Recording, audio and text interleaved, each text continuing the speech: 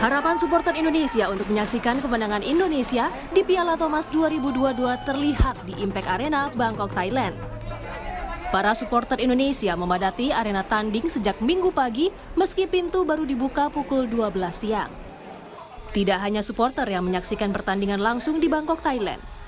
Keluarga para pebulu tangkis yang tampil di Piala Thomas 2022 juga menyaksikan bersama pertandingan di layar kaca, termasuk keluarga Anthony Ginting. Meski Ginting kalah, keluarga menganggap Ginting sudah berjuang maksimal mengeluarkan semua daya dan upayanya. Sudah mengeluarkan kemampuan terbaik, sama-sama capai, kita lihat mereka berdua. Yang penting sudah semangat mengeluarkan kemampuannya. Permainannya sudah bagus, hanya mungkin banyak bola-bola yang nanggung ya, terlalu lambung, jadinya gampang kena serang. Harapan kemenangan juga tersemat pada keluarga pebulu tangkis Indonesia, Kevin Sanjaya Sukamulyo. Ayah Kevin, Sugiarto, berharap anaknya yang tampil di nomor ganda putra bisa memenangkan pertandingan. Ya tegang juga, seru sih katanya. Ini termasuk sengit nggak Pak dibanding dengan lawan-lawan lainnya? Ya lumayan rame nih. Biasanya kalau ketemu mesti rame nih.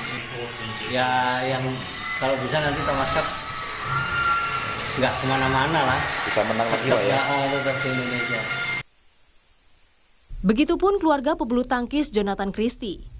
Andreas Adi Siswa, ayahanda pebulu tangkis yang akrab disapa Jojo ini, mengaku optimistis kiprah anaknya bisa membawa pulang Piala Thomas ke Indonesia secara beruntun. Harus konsentrasi dengan pertandingan kamu dulu, itu ya, agar kamu bisa bertanggung jawab dari game kamu. Ginting juga mungkin harus bertanggung jawab di gamenya, maupun Kevin dengan Aksan juga bertanggung jawab di gamenya. Jadi masing-masing harus bertanggung jawab di game dan tunjukkan semangat masing-masing gamenya. Masyarakat Indonesia pun berharap Jonathan Christie dan kolega bisa menambah koleksi Piala Thomas untuk Indonesia. Namun apa daya, tim Thomas Indonesia di luar dugaan harus mengakui keunggulan tim Thomas India yang punya motivasi ekstra menjuarai turnamen badminton bergu paling bergengsi di dunia ini untuk pertama kalinya. India berhasil menang straight games atau 3 game langsung. Meskipun kalah, Indonesia harus kembali bersiap. Tahun ini, sederet turnamen bergengsi bulu tangkis akan digelar. Salah satunya Asian Games 2022 yang akan digelar di Guangzhou, Tiongkok. Tim Liputan, Kompas TV.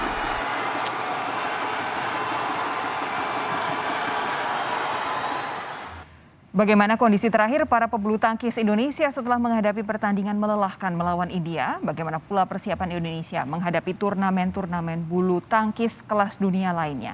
Saya akan berbincang dengan Wakil Ketua Umum Persatuan Bulu Tangkis Seluruh Indonesia PBSI Edward Wolok serta Redaktur Pelaksana Harian Kompas Adi Prinantio. Bung Adi, selamat malam. Pak Edward, selamat malam. Saya ke Pak Edward lebih dahulu. Tadi saya sempat ngobrol dengan Pak Menpora, katanya belum sempat berkomunikasi dengan tim yang ada di Bangkok. Nah, Pak Edward, kondisi terakhir tim bulu tangkis putra Indonesia seperti apa? Baik, pertama-tama saya ingin menyampaikan permohonan maaf dari PBSI karena tim Piala Thomas belum sanggup untuk mempertahankan gelar yang kita peroleh pada tahun lalu. Kondisi tim saat ini dalam kondisi baik, memang atlet kita, official semua merasakan kekecewaan karena kalah di partai final. Tetapi kita tetap harus memberikan apresiasi kepada atlet dan seluruh tim karena perjuangan yang begitu optimal. Memang hasil yang diperoleh tidak sesuai harapan, bahkan saat ini pun di media sosial PBSI sedang trending topik akibat kegagalan ini, ada yang menyatakan stres mental, dikarenakan memang bulu tangkis ini menjadi salah satu kebanggaan rakyat Indonesia. Tetapi memang perjuangan yang sudah optimal ini bisa dilihat dari 3 partai kita kalah, tetapi memang dengan skor yang begitu ketat.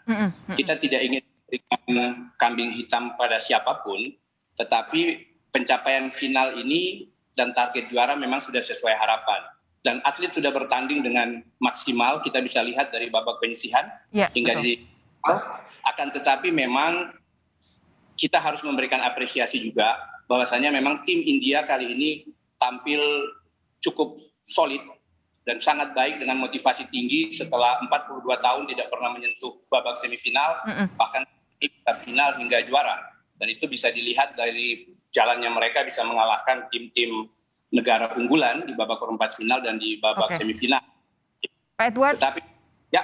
Oke, Pak Edward, saya tahu bahwa nanti pasti akan ada evaluasi panjang ini soal performa tim Thomas, walaupun memang seperti yang kita lihat semua bahwa seluruh pemain di tim Thomas tahun ini memang sudah berusaha sangat keras, tapi pasti evaluasinya akan ada. Tapi sejauh ini, paling tidak dari pengamatan teman-teman di PBSI, apa faktor utama yang menjadi pemicu kekalahan Indonesia?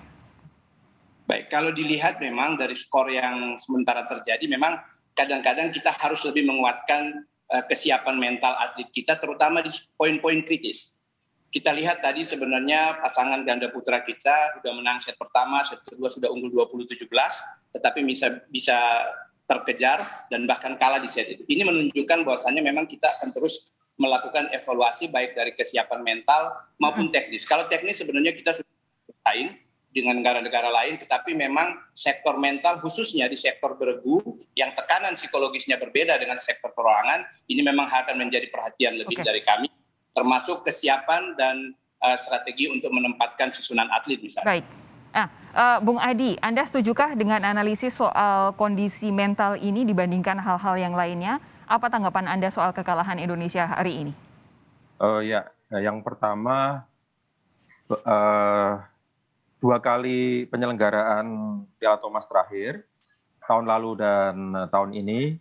Tahun lalu kita juara, tahun ini kita finalis untuk sebuah prestasi tim Piala Thomas tergolong bagus ya. Artinya konsisten. Hanya memang kalau saya boleh memberi sedikit catatan, selama ini kita dikenal sangat sukses dalam kaderisasi di ganda putra. Tapi terbukti tidak semua ganda putra yang bisa kita turunkan itu bisa menang. Jadi pelajaran terpenting dari event seperti Piala Thomas, di mana semua tim punya hasrat untuk jadi juara. Terutama banyak sekali tim yang belum pernah juara seperti India, itu pasti punya motivasi tinggi. Dan kita sudah dalam berbagai kesempatan mencatat bahwa ketika melawan Jepang, pasangan kedua mereka Akira Koga dan Yuta Watanabe peringkatnya jauh sekali di bawah Fajarian. Tapi Fajarian kalah. Dan kemudian di putri kita bisa melihat bagaimana Bilqis mengalahkan Akane Yamaguchi yang peringkat 1 dunia. Dan ketika kali ini kita tidak bisa menurunkan Marcus Fernaldi Gideon karena sedang cedera, artinya peringkat 1 dunia yang menjadi unggulan kita, Kevin Marcus tidak bisa tampil. Kemudian pilihannya adalah menurunkan peringkat kedua dunia, Hendra Ahsan, atau memadukan Kevin Ahsan. Dan pilihannya adalah memadukan Kevin Ahsan. Dengan konsekuensi mereka sebetulnya belum terlalu lama berpasangan, meskipun sudah pernah dipasangkan dan sering latihan. Tetapi sekali lagi pelajarannya adalah kita tidak bisa menjadikan peringkat yang lebih baik sebagai jaminan kemenangan. Jadi kalau boleh saya memberi catatan kepada PBSI, dan tentu juga sudah menjadi agenda evaluasi PBSI adalah terus perkuat ganda putra, karena itu memang kita punya kaderisasi terbaik di dunia, salah satu terbaik di dunia. Betul, saya sebagai silakan. Sembari membuat penampilan tunggal putra kita lebih konsisten.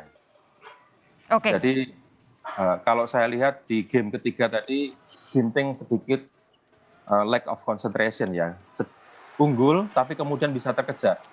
Padahal di dalam sistem rally point seperti sekarang ini, konsentrasi menjadi sangat penting. Jadi selain mental, itu fisik juga menjadi salah satu jaminan juga. Pak Edward, ada tanggapan? Baik, jadi saya sepakat dengan Mas Adi, bahwasannya memang seperti saya sampaikan di awal tadi, di sektor beregu tekanannya berbeda. Sehingga peringkat memang tidak bisa menjadi jaminan, tetapi memang motivasi, strategi. Sekali lagi kita sudah berusaha untuk memberikan yang maksimal, dan prestasi sebagaimana disampaikan Mas Adi tadi tidak mengecewakan. Baru kali ini penyelenggaraan Piala Thomas itu di rutan dalam 2 tahun akibat pandemi COVID. Sebenarnya yang harusnya 2020 diselenggarakan 2021, tentu itu juga sedikit mempengaruhi faktor persiapan dan sebagainya, tetapi hasil yang kita peroleh termasuk maksimal. Lepas dari memang India tadi disampaikan main lebih bagus, lebih solid, dan kita lihat skornya kan sangat ketat. Tetapi memang benar kita memiliki modal yang cukup baik untuk ke depan, melihat dari usaha atlet, termasuk kaderisasi ganda putra kita yang cukup baik, termasuk tim Uber yang memberikan proyeksi masa depan yang sangat cerah. Mengingat kita turunkan Uber ini benar-benar junior, yang relatif lebih senior, itu kita turunkan ke SEA Games. Jadi sekali memang pelajaran yang sangat berharga buat kita di Piala Thomas dan Uber, bukan hanya untuk saat ini, tetapi bagaimana kita mempertahankan dan meningkatkan prestasi olahraga kebanggaan kita bulu ke depan. Pak Edward, ini saat ini kita ada SEA Games, kita juga sebentar lagi akan ada Asian Games. Kira-kira kalau dari cabang olahraga bulu tangkis sendiri, karena udah Uber dan Thomas sudah paling mau tidak mau kita sudah harus move on begitu. Untuk pertandingan-pertandingan level dunia lainnya dalam waktu-waktu dekat ini, bagaimana performa kita? Memang kita sedang menggodok persiapan atlet-atlet kita dan kita mencanangkan target yang maksimal tentunya, baik untuk SEA Games maupun Asian Games maupun kejuaraan Super Series lainnya. Dan kita berharap atlet-atlet kita akan terus bisa menjaga kondisi dengan baik dan meraih prestasi yang maksimal. Di SEA Games kita berharap tentu kita bisa menyumbangkan prestasi yang maksimal untuk membawa Indonesia ke peringkat yang lebih baik lagi tentunya, sebagaimana Pak Menpora gitu. Oke, Bung Adi, kalau melihat kondisi tim Thomas, lalu tim Uber, ada kejutan, ada juga yang harus jadi catatan. Kira-kira melihat potensi para pemain bulu tangkis Indonesia di event-event kelas dunia ke depannya seperti apa? Ya, saya rasa kita layak optimistis ya. Di tunggal kita punya 2 di 10 besar dunia dan mereka menurut saya perlu lebih konsisten. Catatan penting adalah bagaimana Ginting kalah di 3 partai ya di grup, kemudian sempat bangkit di fase gugur 2 kali, termasuk mengalahkan Kento Momota yang peringkat 2 besar dunia ya. Betul. Tapi sayang momen ketika dia mengalahkan Momota itu gagal dipertahankan untuk melawan Lakshya Sen yang sebetulnya peringkatnya lebih rendah ya. Jadi sebetulnya sudah ada keunggulan dua dimensi ya, dari dimensi peringkat dan dimensi momen di semifinal. Nah ya seperti ini yang mungkin perlu diperbaiki. Dan yang kedua adalah perbanyak jam tanding untuk pemain-pemain lebih muda. Saya lihat Syabda Perkasa Belwa saya sangat impresif Pak Edward, dan menurut saya permainannya mirip dengan Haryanto Arbi, sangat agresif menyerang sehingga rasanya perlu dipercaya untuk diperbanyak tampil untuk event semacam itu, seperti halnya ketika pasangan muda kita Leo Roli Karnando, Daniel Martin, Pram Yere itu banyak diperbanyak. Itu kalau putra, kalau putri bagaimana Mas Bung Adi? Nah, putri menurut saya pilihan dari PBSI menarik ya. Ketika di Piala Uber itu menurunkan pemain-pemain junior. Jadi itu menurut saya mirip seperti Cina tahun lalu menurunkan pemain junior putranya untuk Piala Thomas. Jadi tidak masalah. Kali ini Piala Uber tidak mencapai babak signifikan dan toh tentu sudah lolos dari fase grup, itu juga sudah sesuatu. Tapi yang penting adalah pematangan pemain-pemain muda karena kita sudah lama sekali menanti Susi Sutanti baru. Oke. Tadi Pak Menpora bilang target utama adalah Olimpiade di Prancis, di Paris, Prancis. Kita berharap nanti bisa semuanya lancar sampai dengan Olimpiade dan kita mendapatkan hasil maksimal karena itu memang target utama Indonesia untuk saat ini. Pak Edward, terima kasih. Bung Adi, terima kasih sudah bergabung bersama saya di Sapa Indonesia Malam. Sehat terus, Bapak-Bapak. Sampai ketemu. Terima kasih. Terima kasih.